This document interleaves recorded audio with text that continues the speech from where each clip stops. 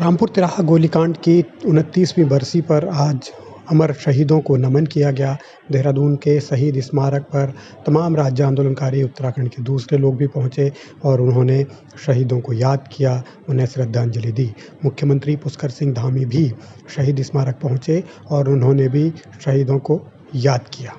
2 अक्टूबर जहां उत्तराखंड राज्य की प्राप्ति के लिए मुजफ्फरनगर में एक ऐसा कांड हुआ जिसको हम शब्दों में व्यक्त नहीं कर सकते। इतना क्रूरतम था।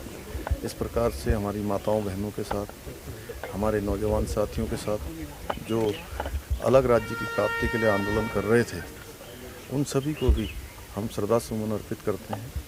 उनके आंदोलन के कारण, उनकी शहादत के कारण हमको राज्य प्राप्त हुआ और उनके सपनों का राज्य बनाने के लिए हम प्रतिबद्ध हैं। हम उस दिशा में आगे बढ़ेंगे।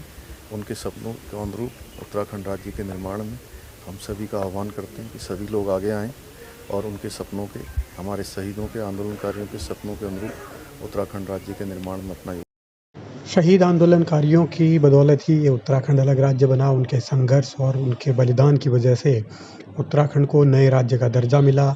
आज जब राज्य बने हुए 23 साल पूरे हो चुके हैं, अब 24वां साल होने वाला है, तो फिर क्या उत्तराखंड उन शहीदों के सपनों के आधार पर बन पाया है? ये सवाल आज भी है। हर बार सरकारें, मुख्यमंत्री, नेता यही कहते हैं कि शहीदों के सपनों के हिसाब से या शहीदों की परिकल्पना का उत्तराखंड हम बना रहे हैं, लेकिन वो कब बनेगा, इसे लेकर हर साल सवाल पूछे जाते हैं।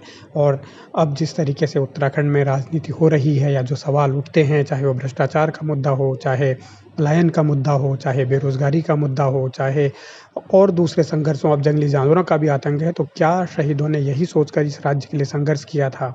ये सवाल आज भी है, क्योंकि जिनके हाथों में हुकूमत रही है, सत्ता रही है, उन्होंने किस तरीके से इस राज्य को आगे बढ़ाया है, इस सवाल का जवाब अब तक कोई नहीं दे पाया।